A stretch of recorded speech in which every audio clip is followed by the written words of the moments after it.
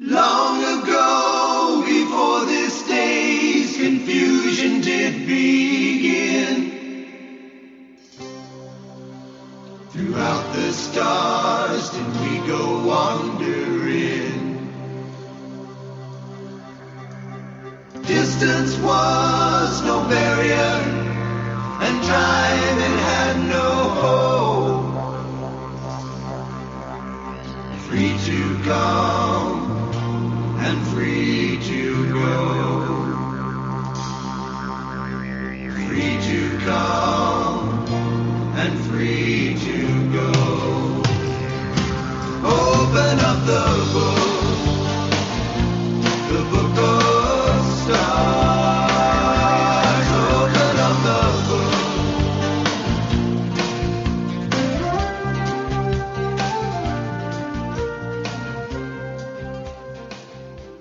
Hello, everyone, and welcome to Karmic Evolution's Astrologically Speaking podcast. I'm your host, SHERI HASAN of Karmic Evolution Astrology, and I'm coming to you on March 15th, 2024 from karmicevolution.com or any of your favorite podcast stations. Before we get into this week's Astro News, you can use my usual quick reminder that this show aims to bring you the truth about astrology and your soul's karmic evolution, and to remind you that a new show drops every Friday at 11 a.m. Pacific and 2 p.m. Eastern.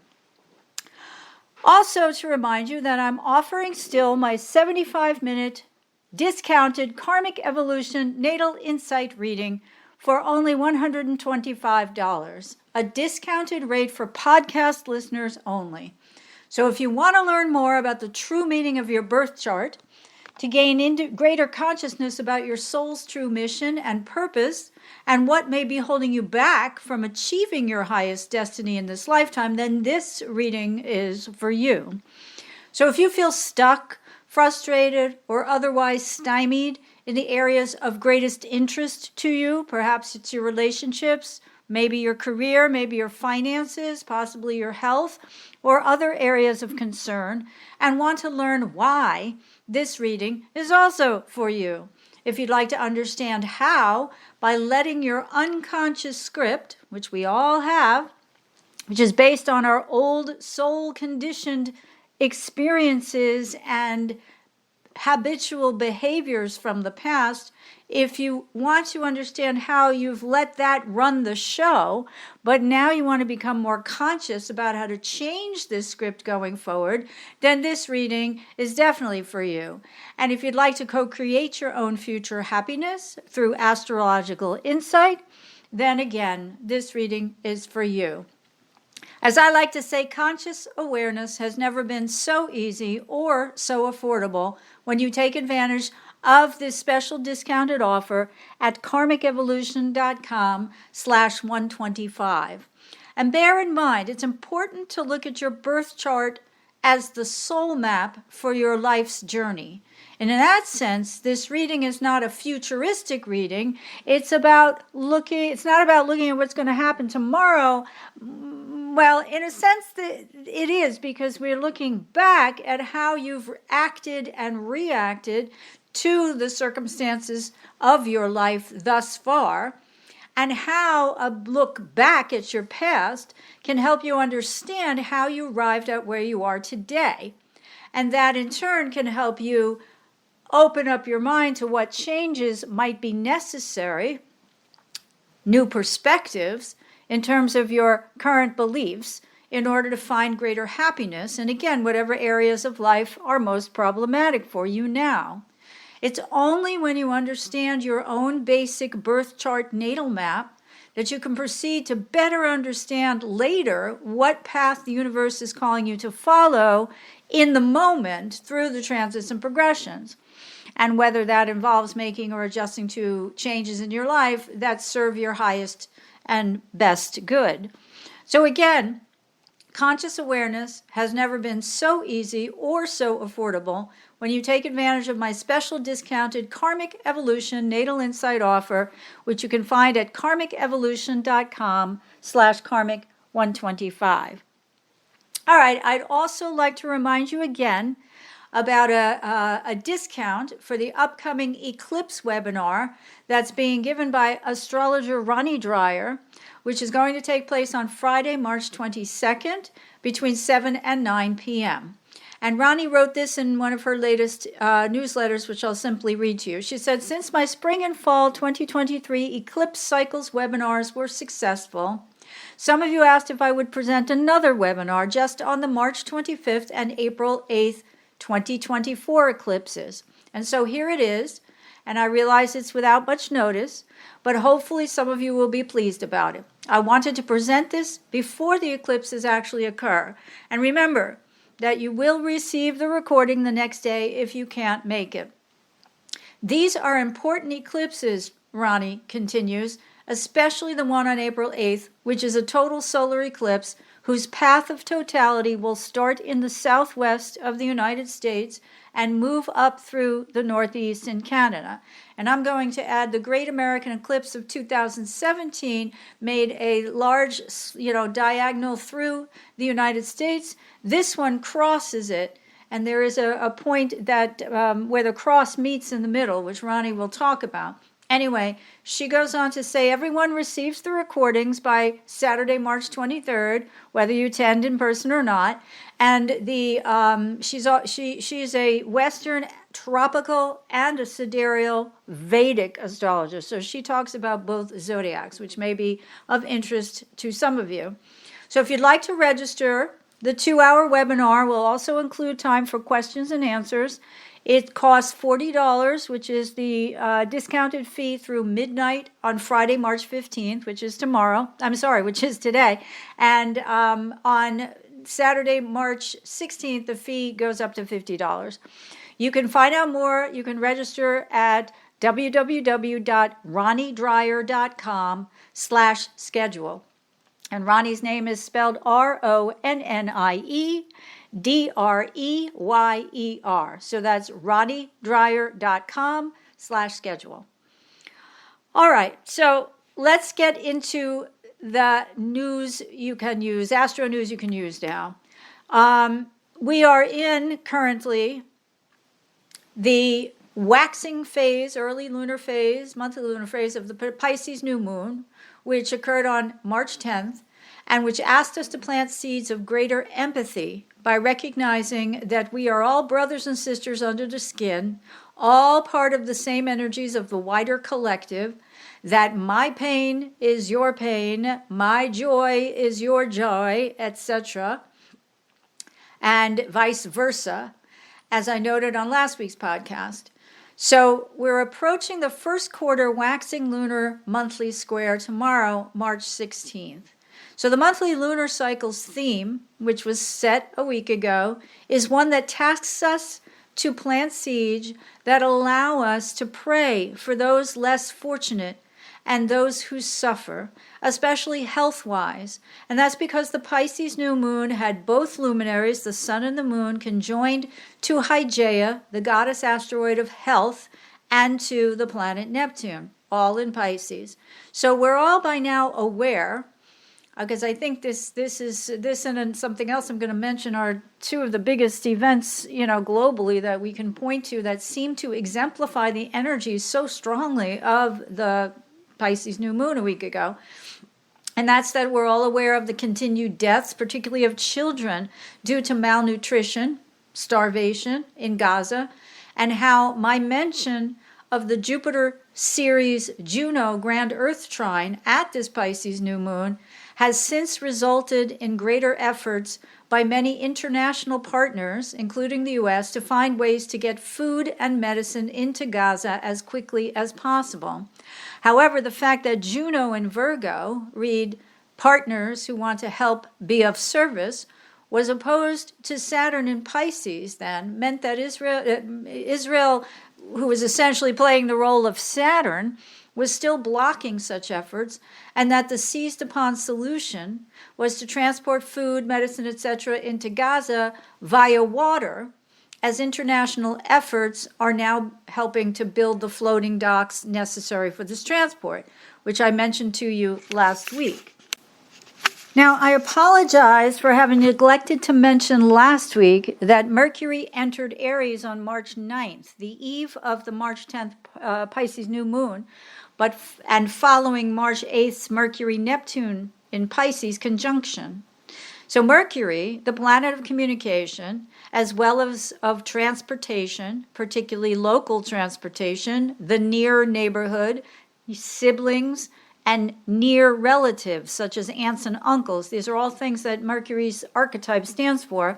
And Mercury, moving into Mars-ruled Aries, can increase our ability to think and react quickly, but can also indicate the opposite side of impatience, impetuosity, or at its worst, anger, conflict and anger.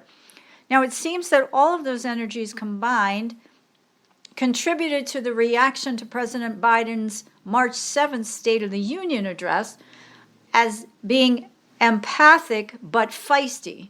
I believe Fox News' Sean Hannity called Biden jacked up Joe.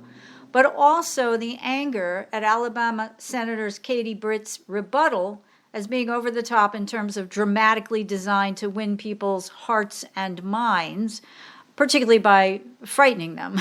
So here's like, I'm going to go on to talk to you about Venus, but I'll get there in a second. But it's like she softly, in a Venusian kind of way, because Venus entered Pisces too last week, she told us very softly and gently how, horrible life is here in America, and include things like rape and all that.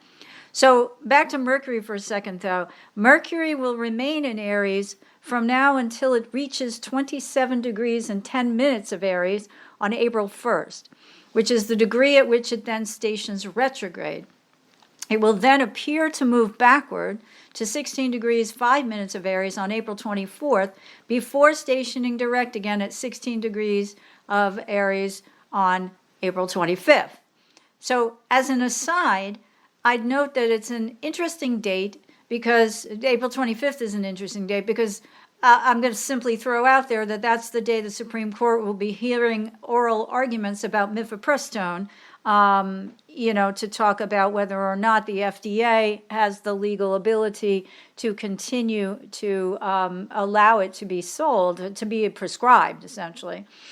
And so the combination here is that it makes me think that during this period where Mercury is direct and then retrograde and then direct again, and then we hear the oral arguments, this says to me that there'll be a lot of review, right? Mercury retrograde periods are always periods of review, and that will span from early April through the date, that I just gave you on April 24th, and on the 25th, the Solicitor General and the defense attorneys will both argue two different sides of this case. And I am imagining that there'll be a lot of talk about, A, defending and protecting the rights to bodily autonomy of women, given that Mercury will still be in Mars-ruled Aries, and that Mars represents also fighting to protect and defend those less able to do so for themselves.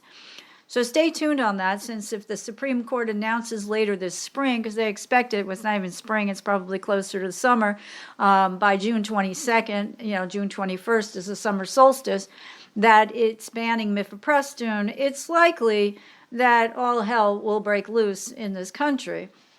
Hell hath no fury, right? Like a woman scorned. And it's interesting to note also that on March 1st, leading up to all of this, the week before the March 10th, or 10 days before the March 10th, and during the waning period of the last lunar cycle, CBS News reported, and here I quote, CVS and Walgreens, the two largest pharmacy chains in the U.S., will start selling abortion pills as soon as this month, the company said. Meaning March, right? Access to the drug mifepristone, commonly known as the abortion pill, will require a prescription. The Food and Drug Administration approved mifepristone for abortions in 2000, deeming it a safe and effective way to terminate an unwanted pregnancy. Both CVS and Walgreens told CBS News they had become certified to dispense the pills following regulatory changes the FDA made last year that allow retail pharmacies to sell the pills. The pharmacies' moves, which come at a time when abortion access has been restricted across parts of the United States, drew praise from President Biden. Quote, "The stakes could not be higher for women across America," Biden said in a statement. "I encourage all pharmacies that want to pursue this option to seek certification," he added. So women, the article goes on, are increasingly turning to the abortion pill rather than surgery to end unwanted pregnancies. In 2020, medication abortions accounted for more than half of all abortions in the United States. That's caused anti-abortion rights activists to sue the FDA over the drug's approval, as well as to stage protests outside of pharmacies after CVS and Walgreens said last year that they plan to make the medication available to patients. It's absolutely a game changer, Rabia Mugadam, senior staff attorney for the Center for Reproductive Rights, told CBS News. This type of dispensing is going to be huge for patients who struggle to travel. We're going to see much better health outcomes. So you can see that I mentioned that Mercury, especially in Aries, could be much quicker local travel, right? Instead of having to go to another state to get a surgical abortion or to access these kinds of pills, you can just go down the block or go to your city center or whatever, if you live in a small town or any corner drugstores in someplace like New York or LA, and get what you need, right? So now I'm going to hit, I mentioned Venus and Pisces. Sorry, I skipped the gun a little bit, jumped the gun. So meanwhile, Venus entered Pisces on March 11th, which is just a couple days ago, and she'll remain there until April 4th and 5th, depending on your time zone, which is when she'll then enter Mars-ruled Aries, joining Mercury there, and will move into her own sign of Taurus on April 29th. So if we overlap this trajectory of Venus with the travels of Mercury through Aries, including his retrograde period between April 1st through the 25th, when he stations direct again, that ends when Mercury enters Taurus on May 15th, we can see that both of these planets will be in Aries between April 6th and April 30th. And when we then realize that both Mercury and Venus, the latter archetypally representative of the natural world and the feminine divine, but both transiting through the archetypal sign of Aries, which represents masculine energy, we can begin to see a buildup and a review, given Mercury's retrograde period upcoming, of potentially proactive energy around verbalizing the rights of women because they are currently under attack. Now, traditional astrology tells us that Venus is exalted in Pisces, and Pisces, of course, is ruled by Neptune. That's because Neptune's Pisces is considered the higher octave of Venus, and that's because at its highest, it represents unconditional love. So Venus, when she transits through Neptune-ruled Pisces, creates an energy similar to understanding what we're tasked to understand by planting the seeds that we planted last week at the Pisces new moon, which is that we are all one, all deserving of empathy and compassion, and all in this thing together that we call life. But the shadow side of Venus in Pisces can be an overly romanticized expectation that our love will be returned by our object of desire or by fantastical thinking about our future with someone with whom we're smitten. So Venus and Neptune-ruled Pisces can also represent a kind of romantic addiction, and infers also, because Neptune-ruled Pisces energy represents the collective, a naivete in terms of believing others, say, for example, politicians, when they tell us they love us and have our best interests at heart. Now, Katie Britt comes to mind, if any of you saw any of the clips from the State of the Union address rebuttal or the merciless, sarcasm that's been thrown at her through many, many different comedians and late-night hosts and things like that. So remember, Neptune is the planet of confusion, illusion, and delusion. And in Venus, we may be easily deceived through a naivete that hears mostly what it wants to hear, meaning it may misinterpret another or other's intentions. So, in other words, Venus and Pisces, Pisces can be naive, as can Venus, but it can also then turn around and play the victim when it's hurt. Because it says, I didn't know that. You told me and I believed you. Well, fool me once, shame on you. Fool me twice, shame on me, right? So it depends on how old you are, how experienced you are, how mature you are, how many times this has happened in your life, especially if you carry this energy natally. So, but then it can also, on the other flip side, it can also play the martyr. Right, so Venus in Pisces can also be prone to looking at someone else as a victim and then trying to quote unquote save them. So it's kind of important right now to remember that both of these transits, Mercury in Aries and Venus in Pisces, happen just prior to and just after the new moon in Pisces on March 10th. And that means as the monthly lunar cycle waxes now and we grow more attuned to having empathy and compassion for those who suffer, we may grow both angry or angrier and empathetic and more compassionate about those on whose behalf we are angry. And this again brings me back to, easily relating these energies to the Israeli war against Hamas in Gaza. Though the rage at the increased number of deaths attributed to the Israeli military attacks has grown, to upwards of 30,000 people, many of them women and children at this point in time. So, what I'm trying to say here is that the Mercury in Aries and Venus, when he joins her for that shorter period of time, this is all going to be in growing, then under review, and then growing again when we're looking at Mercury, and Venus brings in that more added dimension of the feminine divine, perhaps for a shorter period of time. But, we see also the collective unification of attempts to defend and protect. Some of them already gone awry, like last week's airdrops of food and supplies that reportedly killed several people, including children, when they dropped these bundles onto them. And likewise, we see the collective's growing empathy for anybody who's suffering, right? So I think both Mercury and Venus, especially when Venus then moves, from Pisces into Aries, may well prove a combustible energy going forward. And that may be especially true here in the U.S. as U.S. President Joe Biden's impatience with Israeli Prime Minister grows, as simultaneously young and minority Americans vow that they will not re-elect, they won't vote for Joe Biden in November because they don't like his support for Israel, where all of this stuff is happening.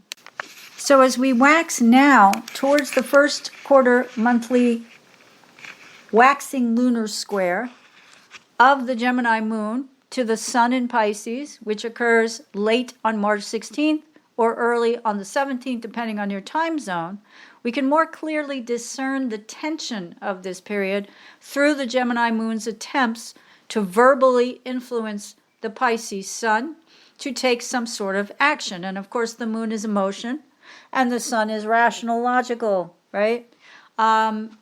So Mercury's Gemini represents archetypally the agility of the mind to shift quickly and to adapt to changing circumstances rapidly.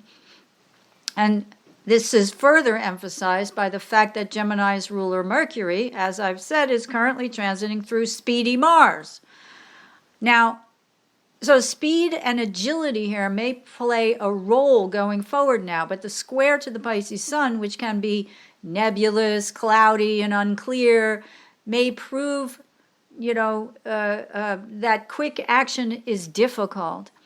And this would be easily seen through the new plan developed this week that I just mentioned before and I mentioned last week of the international U.S. and other nations building these floating docks, right, in order to transport goods locally into Gaza so it can be locally distributed. A lot of, Mercury represents, in addition to automobiles and trains and planes and stuff, in the local level, it represents trucks, because trucks, they can move goods across great distances, like intercontinental, but more often those go by train. A truck will take the goods from the port, put them on the train a couple miles away, and then they'll do their, the rest of their journey. But trucks will go from neighborhood to neighborhood, block to block. I mean, we can see that with small trucks like the Prime and FTD and, the local mail delivery, right? He doesn't come from Iowa to go to New York to deliver mail. So, and we can go to our local post office for a letter that's going to be delivered 2 blocks from our home if we want to, and be assured that it will get there, right? So I'm just pointing out again that, the Pisces sun, there's a bit of a delay here, because the Mercury, the moon in Gemini is like, listen, let's get it done. Come on. And the Pisces sun is, well, let's see, we got to build this dock, Saturn's in Pisces, so we got to take a while to figure out how to provide a foundation over which the food and medicine can be transported, so it can flow more easily into Gaza, and then we can be defending and protecting Gazan inhabitants against, dying of starvation or disease. So the Piscean archetype is usually given more to dreaming than to action. And, because it's predominant right now during this first quarter square, or it will be by tomorrow, and because the Pisces sun will also conjoin Neptune there on March 17th, there's the potential for even more like muddying of the waters, right, through a potential delay. But I think that, the also Mercury and Aries, the anger of that, especially on an intellectual level, right? So the sun Pisces is, and then the Gemini moon square the Pisces sun is emotional, right? One is dealing with getting the intellect to understand, to communicate to the sun on an emotional level. But when the sun conjoins Neptune, I'm going to read to you from Rob Hand's Planets and Transits book, because I just find he's usually pretty uncanny in explaining things that are easily understood. He says this transit has 2 distinct sides, and it's very difficult to know in advance which will be more prominent. Therefore, you should examine both possibilities and watch for one, the other, or even both to surface. First of all, this transit greatly stimulates your awareness, often in ways that are difficult to understand rationally. You're more sensitive to other people, and you seem to know how they feel intuitively. At the same time, you're more concerned with their benefit and less with your own. Something about this transit enables you to identify with other people so much that you are more concerned for them than you are for yourself. It is as if you become them somehow. Therefore, remember, Pisces and Neptune energy is about the flow of water, right? Like osmosis. He goes on to say, therefore, this transit is good for any activity in which you help people, whether as an individual or through an institution or charity. A related effect of this transit is that it may arouse your interest in occult and spiritual activities. You're more concerned now about the deeper truths hidden behind the appearances of the everyday world. But unfortunately, this transit has also a difficult side. The ego-denying quality that enables you to identify with and help others may also manifest itself as a feeling of psychological weariness and inability to cope with the world. I don't know if any of you have heard on the news reports these last few days, as this energy is waxing now, that people have grown tired, right? People have grown weary, and I'm talking about the political situation in the United States. They're tired of hearing about Trump. They're tired of hearing about Biden. They're tired, So I think that's a good example of this. And Rob Hand goes on to say, you may want to flee the everyday universe and go off into some private world of your own. A relatively harmless manifestation of this is daydreaming, but it can also surface as a full-scale effort to evade reality. Avoid taking drugs or alcohol under this transit, for you may find it difficult to control your use of them. Also, your body is much more sensitive than usual, and you may react badly to drugs, even prescribed drugs. Allergies can kick up with this transit. If you feel the need to withdraw from routine confrontation with the real world, you would get the most benefit from going off by yourself to meditate or contemplate. And I would add taking a walk by any body of water, taking a bath, taking a shower, just to wash everybody's energies off of you, right? So I'm going to repeat a little bit of what he said here that I wrote, but the Pisces archetype, or the Piscean archetype, given more to dreaming than to action, is predominantly in play during this first quarter square, this lunar square, because the Pisces sun, again, will conjoin with Neptune. And, we know that Neptune-ruled Pisces has spiritual overtones. I was going to say while I was reading Rob's piece that we can be connected through religion, right? Through prayer, in the sense that millions of people observe what they deem to be holy days together. It's part of the collective, right? When we go to a place of worship, we are doing so collectively. And since Ramadan began on March 10th, it was reported by the New York Times on March 14th, and here I quote, Israel allows aid directly into North Gaza, raising hopes for more. And the article goes on, the World Food Program delivery containing food for 25,000 people was the first since October 7th to go directly from Israel into the northern Gaza Strip, where many people are at risk of starvation. Now, I pointed out on last week's podcast that the March 10th Pisces new moon brought with it a grand Earth trine between Jupiter in Taurus, Juno in Virgo, and Ceres in Capricorn, and mentioned how this energy might well result in efforts toward the delivery of sustenance in the form of food, which is what Ceres represents, the dwarf planet. And doing so through a fortuitous, expanded effort, Jupiter and Taurus, by international allies. Read, Juno is the goddess of partnership, to feed people, Ceres again, plus all that earth, which needs food to sustain the body, aka life, right? And as I like to say, Ceres represents both sustenance in the form of literal food and also faith, because when food sustains the body, it sustains the life, both through the physical body and the ability of the mind to function. And it's through that, if we know we're getting fed regularly or sustained by food, and our life is therefore safe, we then can develop faith in life, and faith in the fact that we will continue to be sustained in that way.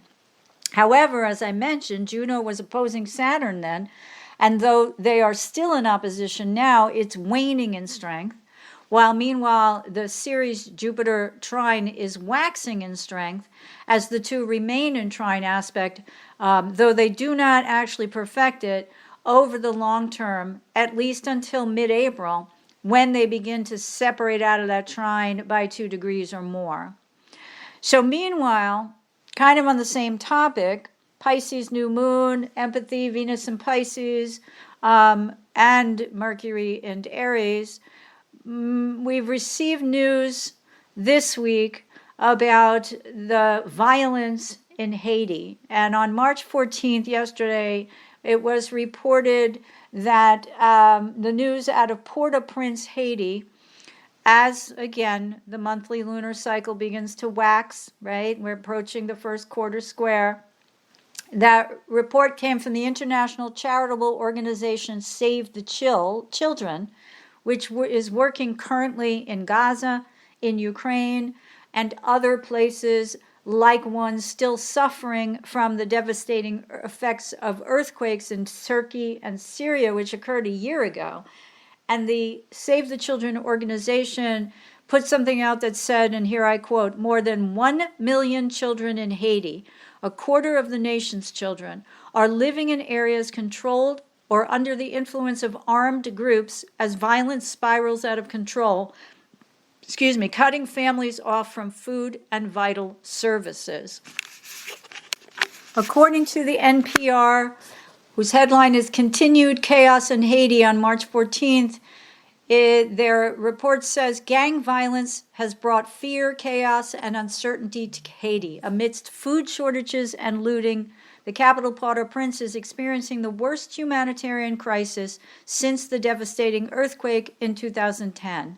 And I read elsewhere that they are currently trying to negotiate with the Dominican Republic safe travel routes to truck or train in, I'm not sure which, the same thing as in Gaza, food and medicine and supplies for those who are being terrorized. Now, you can Google, I'm sure, the origin of this whole story, but this goes back to the assassination of the ruler of Haiti, which I think occurred, I'm not sure if it was as far back as 2021.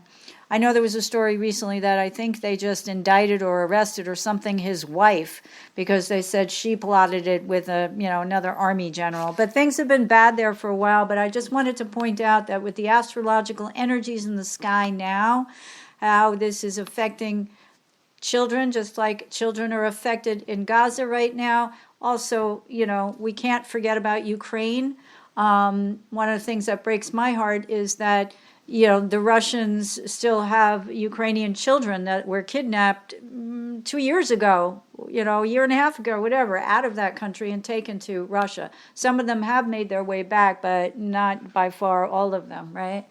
But I also wanted to say that, there is... I want to bring up, there's a couple, every week there's so much in the news. This is what I said last week, that I have to pick and choose what relates to the astrological energies most prominently and understandably, right? And that is that, I think that, again, there's all this empathy and compassion and wanting to help, but also the highest impetus for that is the Mercury in Aries wanting to defend and protect those who are weaker and less able to defend and protect themselves. But out of that also is growing a kind of anger, right? And so I noted that Senate Majority Leader Chuck Schumer, and I'm recording this late on March 14th, today, March 14th, called Netanyahu's leadership of Israel stuck in the past. He said on the Senate floor that Netanyahu has lost his way by allowing his political survival to take precedence over the people of Israel. And Schumer said he's resisted paving the way to peace. Israel cannot survive if it becomes a pariah in the world. And he said that Netanyahu's right-wing supporters are also to blame. So progressives here in the United States and other places around the world agree that Benjamin Netanyahu is an extremist and that he's holding leverage, right, over the Gazans through U.S. aid to Israel and the U.S. unconditional support for Israel. So, the question is whether or not Biden is going to change, right? And right now, it doesn't look like he is. But I listened to a foreign policy interview, which I thought was very interesting. And I just want to repeat some of it here because it was with a journalist named Mina Al-Orayabi, who is the editor-in-chief of The National. And she answered some questions by the editor of Foreign Policy magazine about whether or not Biden is going to be able to change the viewpoint of those who are particularly young people, Arab Americans, Muslims, etc., or people who are American and able to go to the polls in November, whether he's going to be able to change their attitude. And one of the things that she said, and this is a quote, she said, I hear from, oh no, this was the editor who said this. He said, I hear from the Biden White House that he's just not there yet. And he meant about using U.S. leverage to counteract Netanyahu's continuing destructive, military presence in Gaza. And he said he's just not there yet, even when presented with how his support of Israel, how his blind support of Israel is hurting them. He's just not there yet in terms of having this deep affinity for Israel, and it would hurt him to be otherwise. And he asked this reporter or editor, how do you see this evolution here? And she said, American sources tell me that Biden would personally be insulted if he was seen in any way against Israel. And she added her opinion, which is that this ownership really reflects badly on him and is seen as a wider reflection on the United States in general. And she talked about, the rest of the international world's opinions. And different embassies say they don't think this is the wrong policy, but that it will hurt Israel in the end. So, they mentioned that the Israeli-Gaza situation is being called, they're saying it's being called within some factions of the U.S. presidential administration here, Joe Biden's war. And, it's just kind of some of this, as of course the whole battle has been raging about Biden's age and Trump's age, and without going into all of that, Biden's been around for so long that I saw it mentioned elsewhere. I mean, he's been around, almost since Golda Meir, which was in the 60s, right?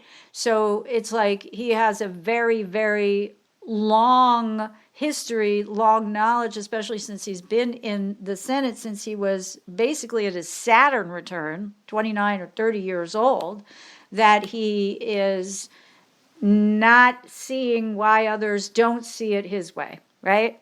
So, it's a bit of a conundrum here, because it's good, in my opinion, that we have a president who understands the history, but it's not so good if he's living in the past, right? And I think perhaps it could be a combination of the two. And the implication is that he's not there yet. So the important word there is yet, right? If he becomes convinced that there are more Americans who will vote against him for supporting Israel for so long, when all of these tragedies are happening there, deaths, starvations, disease, etc., that he may change his tune, unless all of the Americans who support Israel are greater in number, right? And unfortunately, whether you love Biden or hate him, that's politics, right? So I wanted to mention, too, that we've got going on here now, hang on, the fact that this coming week on March 19th, the sun is going to enter Aries at the spring equinox, right? So that is a very important time. A lot of astrologers look at the chart of the equinox to determine what the next quarter is going to be like. I'm not going to do that. A lot of that was done traditionally to look at the weather and whether the crops that we plant will be bountiful in the future. Will there be a drought, or will there be, flooding and all that kind of stuff. But basically, the sun is going to join Mercury in Aries, right? So again, just a bit more Aryan energy. Things will be moving. And on March 20th, Mercury conjoins in Aries with Chiron. So I do think by then, because it's a little less than a week from now, we probably will hear something, that is more forthright.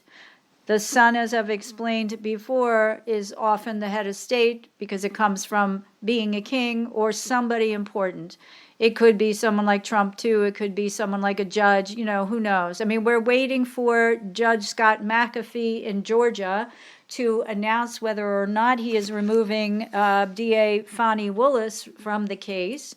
But the implication is that most likely he will not, because some of you may have seen that yesterday or the day before, he dismissed some charges against Trump in that RICO case. But the bottom line is that that's no big deal. And he said in his explanation that the DA could go back and present the charges to the same grand jury, but has to make slight tweaks to them in order to make them less vague. Okay, so it's not a big deal because he dropped 6 of what was it, 41 counts or something. So now there's 36 or 35 or whatever it is, and it doesn't really change much. But some are speculating, why would he have gone ahead and made that announcement? Because if Fani Willis is dismissed from the case, so is her entire team. And if her entire team goes, they also probably wouldn't use the former grand jury. So if he's sort of setting the stage to say, okay, this is what I want to do now you would proceed by making your decision to either allow me to drop these charges from the case or to rework them somehow. Why would he do that if he's going to dismiss her from the case a day or two later, right? So I would say that by March 21st of next week, when the sun sextiles Pluto, and that's from from Aries to Aquarius, right? That a sextile is always an opportunity. And when Pluto's involved, it's for empowerment. So I'm guessing we will hear or see something that is of a more empowering nature. Now, of course, I've said before, astrology isn't biased. The universe doesn't pick sides. So whether or not the empowerment is for someone we want to be empowered or for someone we don't want to be empowered, that remains to be seen, right? But to go back for a minute to the Mercury-Chiron conjunction, I think we will hear more by next Wednesday, if not before, about humanitarian aid and, goods moving more freely, because their purpose, again, is healing, which is what Chiron is about, right? But we also have then again, when the sun sextiles Pluto on March 21st, also that day, Venus conjoins Saturn, all right? And that is in Pisces. And Venus conjunct Saturn is a very committed, very responsible energy. So normally it's like, if I give you my word and we are partners, then you can count on me. So I do think that something will come between March 20th or a day or two before and March 21st, where maybe we'll even hear, some kind of announcement related to some of these things that I've been talking about, related to some of these legal cases, which I'm probably not going to have time to go into all of before my time runs out for this podcast. But on March 22nd, which will be the day of the next airing of the next, Karmic Evolution, astrologically speaking podcast, Mars will enter Pisces.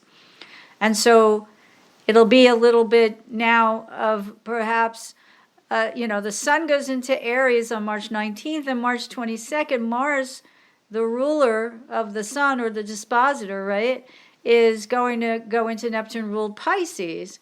And so that may backtrack us a little bit. It could be a weakening of the will. Mars is known as the personal will, right? But in Pisces, or Neptune-ruled Pisces, is a collective.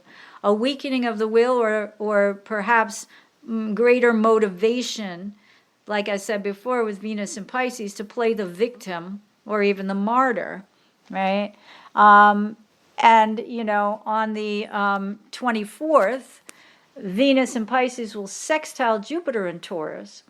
Now, again, in traditional astrology, Jupiter is in Venus-ruled Taurus, and Venus is in the traditional sign of Pisces, which was it was in the sign of Pisces, which is traditionally ruled by the planet Jupiter. That was before Neptune was discovered. So that's what they call mutual reception. And it's a sextile, which is always the possible potential for an opportunity. Venus is the lesser benefic, Jupiter the greater benefic in terms of again, traditional astrology. But March 22nd is the deadline for the budget to be passed for the U.S. Now, meanwhile, the budget dispute, the first part of which was passed before the 8th, remember I mentioned that last week, but this one has to be done and signed by the 22nd. So I don't know if it has to be passed by midnight the 22nd and signed by noon, by the president by noon on the 23rd. I'm not exactly sure how that works, but I think that's the schedule, right? So as it's waxing towards the Venus sextile Jupiter on the 24th, I'm not sure if this bodes well, but I think it does because, again, the sun goes into Aries. Let's get this done. You know, Mercury conjoins Chiron. Look at all these suffering people. Look at Ukraine. We need money for there. There's still enough support for help for Israel, although that it, you know, the anger about that is continuing to grow. The sun will sextile Pluto. An opportunity of Pluto is money, other people's money, joint resources. It's your taxpayers' dollars. And Venus will conjoin Saturn. It's the right thing to do. It's the responsible thing to do. We can't walk away from our partners. We have supported these places for a long time. We've supported Israel. We've supported Ukraine, right? And potentially, I'm not sure about Haiti, but, you know, what the U.S. is doing there, but, and any of the other, you know, places that it has. So by the 22nd, it's the evening that Mars will enter Pisces. And I don't know, maybe the will of those who've been opposing passage of this budget, or the second part of the budget, which is the majority of the funding for the DOD and transportation and, you know, the major functionings of this government, that they will relent, lay down their swords. Later on, they can play the victim, right? But for now, you know, maybe they won't make the rest of the nation suffer because they want to hold out and force the government to shut down, which would truly be, right, a very sad thing. Now, the other thing I just wanted to mention before I leave in the last few minutes is two things. One is that there was a vote in the House, I believe it was Wednesday on the 13th, that the House passed the ban against TikTok, right? TikTok is Chinese owned. Everything's owned by the Chinese government, at least in part. And Donald Trump had come out and influenced the House to vote for a ban a long time ago. But what we know is that Donald Trump, who just put up, and I mentioned this last week, the bond for the E. Jean Carroll case for like $93 million, still working on, because he has a deadline soon too, for the New York State Attorney General's case to the tune of $450 or $64 million, right? That he met with a guy named Yas, who owns stock in TikTok, who is a billionaire, has 15% stock ownership of TikTok. And all of a sudden, Donald Trump, after meeting with this guy at Mar-a-Lago a couple of days ago, is now saying that they shouldn't ban TikTok, and that TikTok, without TikTok, then Facebook will rule, and he hates Mark Zuckerberg, and it's the American social media companies that need to be held to task. Now, many of us understand that the United States government hasn't regulated any of these private companies that have their origins here in the United States. So they're attempting to regulate a foreign company, and the way they're doing that is by demanding that the Chinese sell their company, their TikTok company, ByteDance, to somebody else. That's more acceptable to the Americans. But you know, again, Trump has flip-flopped on this, which is also a nice metaphor for a fish, which is what Pisces represents, right? Two different fish yoked together, swimming in opposite directions, right? Let's vote against TikTok. No, wait a minute, hold on. Let's not vote against it. Oh, no, but you already did that. So I think the consensus is that the House already passed the bill, but when it gets to the Senate, Trump's influence will probably be greater there, and they won't pass the House-passed version of the bill, and probably will kill it, right? And then the final thing is that, again, with some of this Mercury and Aries energy, and also that sort of watery Venus and Pisces, right? Not from a empathic point of view, but from a dissolving point of view, dissolving of relationships. That the Trump, now that he got the Trump and Biden, of course, this week have gotten they both won their primaries. They have enough votes to be the nominees on November 5th for president, and that Trump purged the RNC, the Republican National Convention, and he put someone in charge who fired all of the previous staff. And then he installed this new MAGA guy and Lara Trump, his daughter-in-law, in the top echelons of the organization. So the consensus seems to be, this is from the Washington Post on March 14th, and I'll read it briefly. Former President Donald Trump took charge of the Republican National Committee, sorry I said convention, this week with the political equivalent of shock and awe, leaving dozens out of work, revamping strategic priorities, and raising fears among some former officials about the party's future support for down-ballot candidates. The senior leadership has been almost entirely replaced or reassigned, while dozens of lower-ranking officials, including state directors, were either fired or told to reapply for their jobs. A nationwide network of community outreach centers, once a fixture of the party's efforts to attract minority voters, will be shuttered or refocused on get out the vote efforts. The much-heralded Bank Your Vote program, aimed at getting Republicans to vote early, will shift to a Grow the Vote program, focused more on expanding the party's outreach to less likely Trump voters. The Trump's team, led by campaign advisor Chris LaCivita, is bringing in allies with what LaCivita will be a leaner, more aggressive operation with more political experience. Now, I watched Lindsay Wagner's show on MSNBC last night, which I normally do not do, and she named Chris LaCivita as the guy behind the Republican campaign that tanked John Kerry's presidential Democratic nomination in 2004.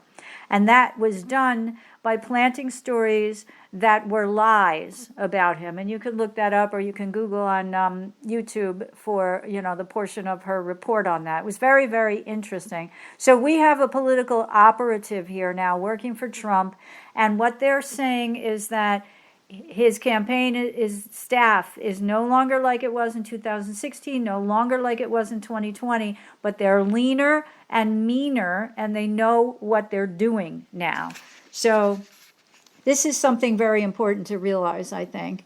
And as we hit the waxing portion of this month's, lunar cycle, understand that all these energies are growing, right? Conflict between anger at not taking enough action for people who have been victimized, anger growing, but the movement of goods, some cases stymied, some cases flowing more easily, and so on and so forth. So the same is true politically.